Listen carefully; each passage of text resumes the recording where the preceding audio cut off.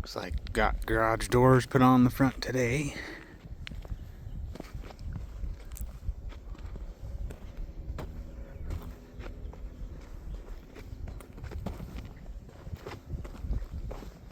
Which would be nice. Now I can start doing some stuff and not worry about things getting stolen, maybe.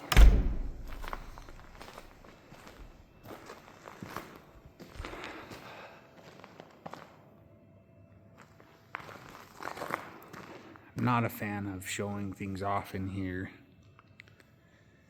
So I kind of wanted those windows up higher so people can't see in.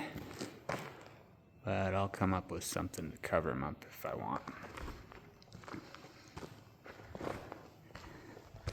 And I think this one's just going to be a solid door, no windows, same color. That's an update.